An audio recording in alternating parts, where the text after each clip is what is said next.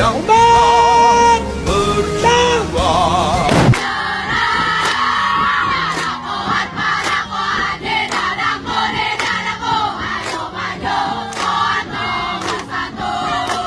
Kita jangan berangan seolah-olah kita ni kuat hanya kerana tengok filem perang. Melihat perbandingan tentara Indonesia dan Malaysia tuh kayak nonton film aksi versus drama komedi. Tentara Indonesia sigap, disiplin, dan selalu tampil gagah menjaga kedaulatan, terutama di wilayah panas macam Ambalat. Mereka bukan cuma baris berbaris di parade, tapi juga siaga penuh di tapal batas, siap menghadapi siapapun yang coba iseng-iseng lewat tanpa izin. Sementara itu, dari arah seberang, netizen negeri tetangga masih sibuk mengetik klaim Ambalat milik Malaysia.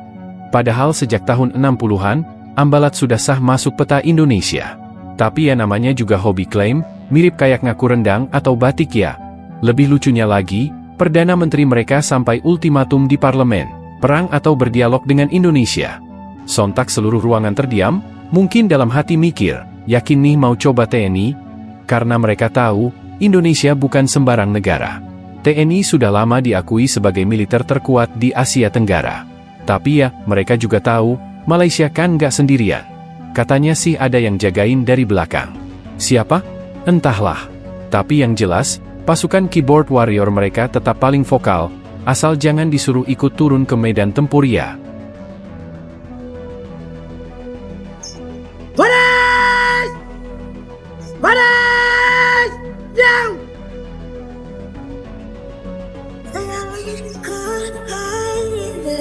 Homan! Homan! Yang!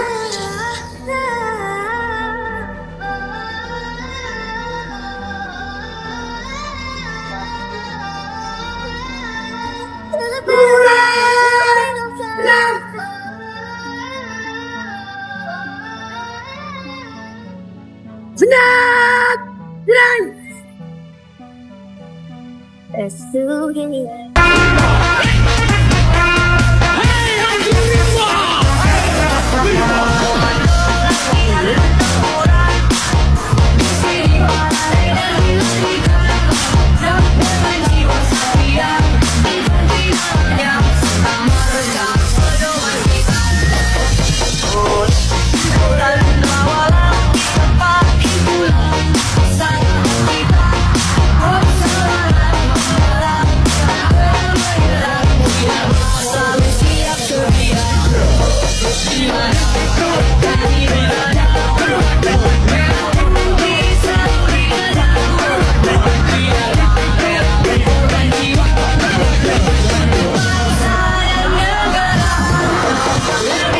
Hormat Senjata!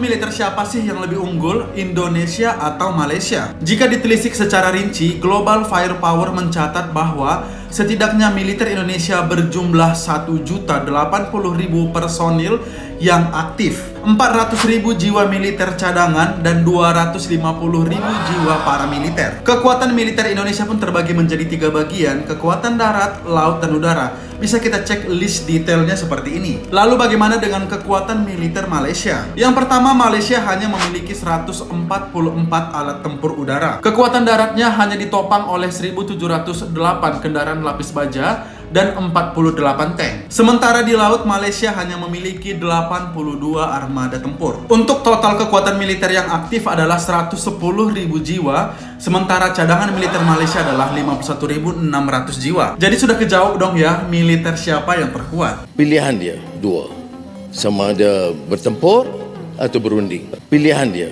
dua, sama ada bertempur atau berunding. Pilihan dia dua, sama ada bertempur atau berunding. Kita, China hentak kita kembali zaman batu lah. Kemana lagi arah kita? Nak minta tolong dengan Indonesia. Thailand tak tolong kita. Thailand dah tengok dah masalah yang ada tu dalam Malaysia ni. Thailand pun tengok mampu langkau, dia kata. Kemampuan kita hanya mampu buat belacan. Tahu belacan? Pertiwi memanggil, jangankan hujan air, hujan peluru dan batu pun kita terjang.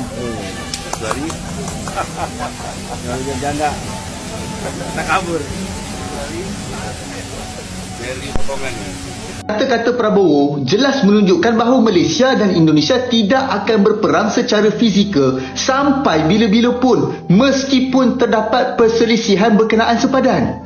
Ini kerana kedua-dua negara sedar akan impak negatif yang bakal menimpa pada ekonomi dan kestabilan negara masing-masing.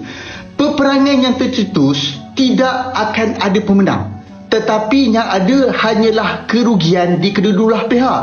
Okey, dari sisi lain, mungkin Malaysia dan Indonesia akan berperang, tetapi peperangan itu hanya dalam bentuk kecaman dan menerusi saluran undang-undang antarabangsa sahaja. Episod konfrontasi bersenjata antara Malaysia dan Indonesia sama sekali tidak akan berulang lagi. Korang pernah terfikir tak, apa akan jadi dekat Malaysia kalau tiba-tiba negara kita tak ada tentera? Tak ada tentera darat, tak ada navy, tak ada tentera udara. Kan jimat tu, senang sikit kan? Tapi tahu tak, apa akan jadi bila tak ada pertahanan langsung? Sepadan laut tu memang suka hati je lah dia orang masuk. Dari nelayan sampailah ke lanon. Ruang udara pula memang macam rumah dia orang, lalu lalang. Tak ada dah, tak peduli dah. Itu belum lagi cerita pasal penyedupan. Di Malaysia ni aman damai bukan sebab kita ni baik je semata-mata, tapi sebab ada yang jaga dekat belakang kita. Dan aman tu bukan benda yang free. Aman tu dibayar dengan latihan, peluh, mungkin juga dibayar dengan nyawa. So korang rasa kalau askar tak ada dekat Malaysia ni, siapa yang sanggup jaga Malaysia?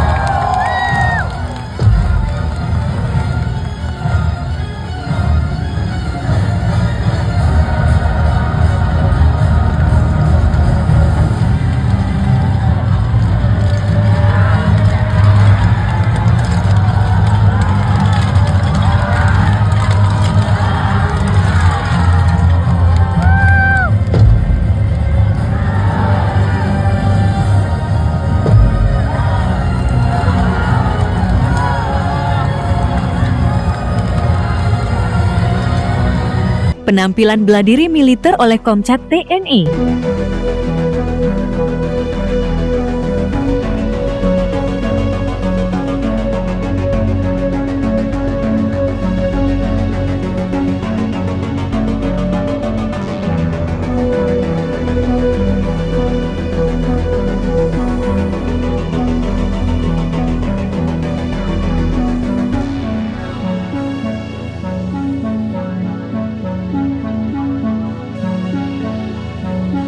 Sing wis kadung terus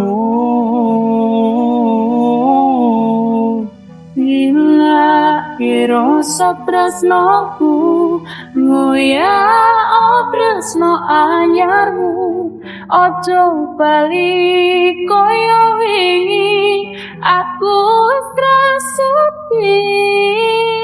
Terimalah hakikat bahawa dari segi aset kekuatan ketenteraan kita masih lemah jauh di belakang banyak negara di dunia ini.